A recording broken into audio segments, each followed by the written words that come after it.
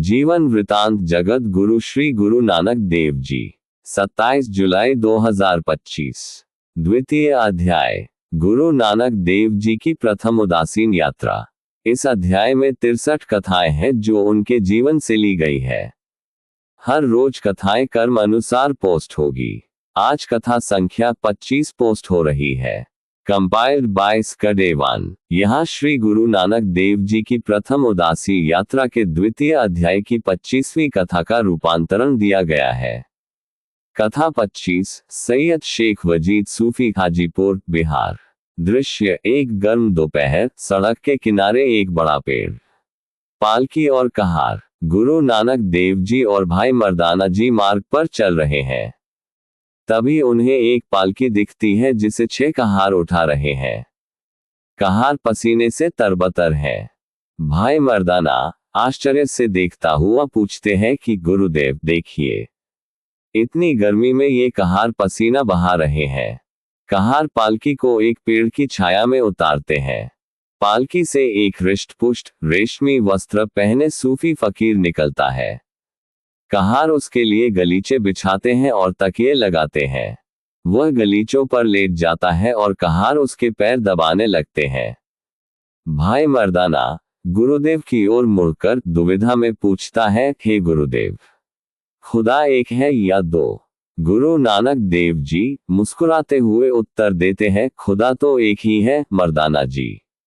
भाई मर्दाना आश्चर्य से, गुरुदेव मुझे ये तो समझाए कि ये कहार जो गर्मी में पसीने से तरबतर होकर पालकी उठा रहे थे और अब इस स्वामी के हाथ पांव दबा रहे हैं, इनको किसने उत्पन्न किया है? और यह मोटा ताजा सूफी जो पालकी में चढ़कर आया है तथा फिर पांव दबवाने लग गया है, उसे किसने जन्म दिया है? गुरु नानक देव जी शांत स्वर में समझते हैं कि है मर्दाना जी, संसार में सब नंगे आते हैं और नंगे ही जाते हैं। प्रभु मनुष्यों के कर्म देखता है, उनकी अमीरी गरीबी नहीं। जो गरीबों का रक्त पीते हैं, चाहे वे दरवेशों के चोगे पहनकर घूमते रहें, उनका अंत बुरा ही होता है। जो परिश्रम करते हैं किंतु धर्मात्मा भी हैं, प्रभु उन पर कई प्रकार से अनुग्रह करता है।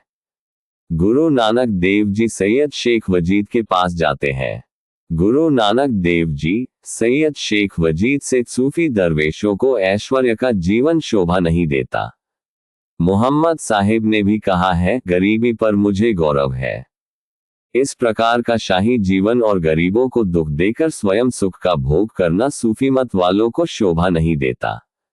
सूफी दरवेश का जीवन तो शेख फरीद की तरह जपी तपी और सरलता का जीवन होना चाहिए। सैयद शेख वजीद गुरुदेव के चरणों में गिर पड़ता है। सैयद शेख वजीद विनम्रता से, मैं प्रतिज्ञा करता हूँ गुरुदेव कि मैं धीरे धीरे ये सुखप्रद जीवन त्याग दूंगा। नैरेटर सैयद शेख वजीद ने गुरु नानक देव जी के उपदेश को स्वीकार किया और अपने जीवन में बदलाव लाने का संकल्प लिया। वाहे गुरु जी का खालसा, वाहे गुरु जी की फतेह। अगला पाठ कथा 26। पंडों को उपदेश कया जी बिहार। बोलो जयकारा बोल मेरे श्री गुरु महाराज जी की जय।